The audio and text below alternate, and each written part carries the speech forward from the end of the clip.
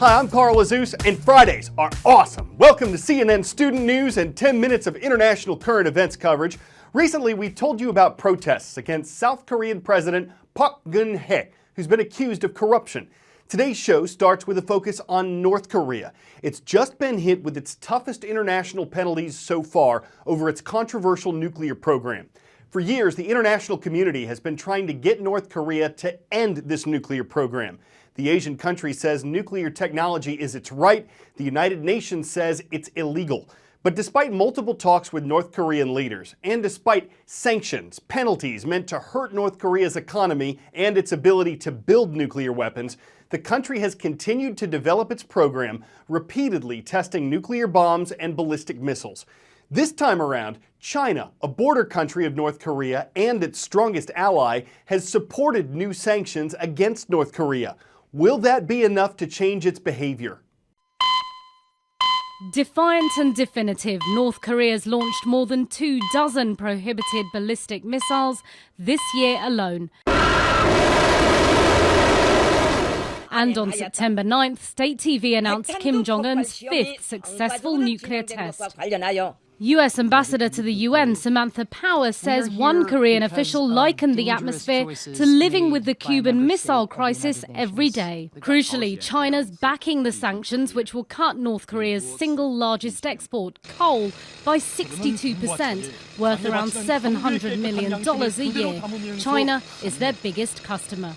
But previous round of economic sanctions haven't slowed North Korea's nuclear program. He is not going to cut his missile program and his nuclear program with those hundreds of millions of dollars. He's going to find other places to cut. Sanctions on North Korea, he says, are counterproductive. Although six-party talks have been tried and failed over the years to stop proliferation, it's direct talks with the North Korean leader himself that could make the difference. We don't even know Kim Jong-un. We haven't had high-level diplomatic contact. No head of state has sat in a room with Kim Jong-un. We thought Kim Jong-il was crazy until people started meeting with Kim Jong-il. When high-level people, including the American Secretary of State, sat down with Kim Jong-il, they were shocked because they discovered the guy was not nuts. It's called opening a dialogue. President-elect Trump has in the past said he'd have no problem speaking directly to Kim Jong-un, even suggesting they have hamburgers instead of a state dinner. But he's also said North Korea is China's problem to solve, and he'd pressure them to deal with the regime. With growing protests here in South Korea calling for President Park to go, we could soon see two new presidents in Seoul and Washington, with all eyes on their policy towards North Korea. Simon Mawson, CNN, Seoul, South Korea. U.S. President-elect Donald Trump and Vice President-elect Mike Pence traveled to the state of Indiana yesterday. That's where Mr. Pence is governor, and it's where they visited a plant owned by the Carrier Heating and Air Conditioning Company. Carrier announced in February that it would lay off workers at the plant and move those jobs to the nation of Mexico. But on Tuesday, the company said that in a deal with the incoming Trump-Pence administration, it would keep more than 1,000 jobs in Indiana. As part of the deal, the state agreed to give Carrier financial incentives worth $7 million over 10 years.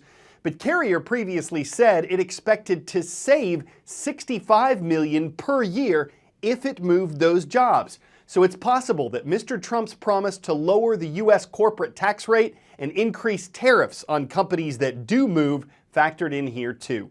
The deal is seen as a victory for the president-elect, who'd promised to keep jobs in America. But Democratic Senator Bernie Sanders criticized it, saying other companies could now threaten to move jobs overseas in order to get tax benefits and incentives themselves. Most popular sport in the U.S. is football. Most popular sport in the world is football, but a different kind, what Americans call soccer. Still, there are a growing number of Americans and American organizations like the National Football League who want to export their favorite sport. Recent NFL games in Mexico City and London are proof. So is what's happening in China. Under the lights, something new in China. The helmets, the pads, the hits. It's football American style in a country that doesn't know much about it yet. Compared to the other teams around the league, this one's relatively new. How are you guys competing? For a new team, we are competing very well. These are the Beijing Iron Brothers, one of 14 teams from across the country in the relatively new American Football League of China. They're gearing up for a game against the Shanghai Nighthawks. As this league grows, I can only see the talent growing. I can only see football growing. It's a bold claim in a country where football typically means feet only and a round ball. NFL games are tough to watch because of the time difference. Tuesday morning football just doesn't have the same ring. Plus, sports like ping pong and badminton have long reigned supreme. But there are those who believe there's a yearning here for something a bit more physical. I personally love the game, and I love seeing it take off here in China. Chris McLaurin founded the league in 2013. A former standout at the University of Michigan, he knows quality football, and he knows his league has a long way to go. I'd say that we're at a D3 college football level at this point. More practice is required, but it's developing fast and they're learning quick. McLaurin says he's tapping into a sports renaissance in China, with more young people than ever trying new things. And a much bigger league wants in on the action. The NFL is slowly increasing its profile in the Middle Kingdom and its 1.4 billion potential fans, sponsoring flag football leagues and clinics like this one. 2, 3, right there.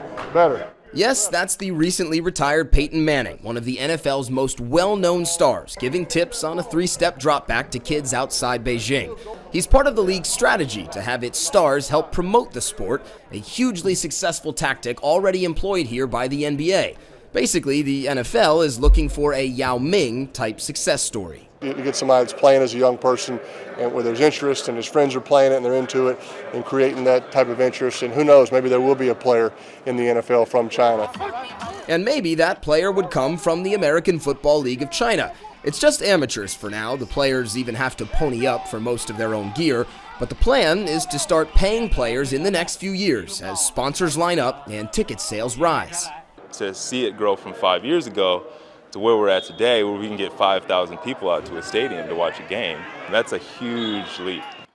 The Iron Brothers ended up losing a close one to the Nighthawks, but they say they'll be back and better next year, just like the league in which they play. Matt Rivers, CNN, Beijing.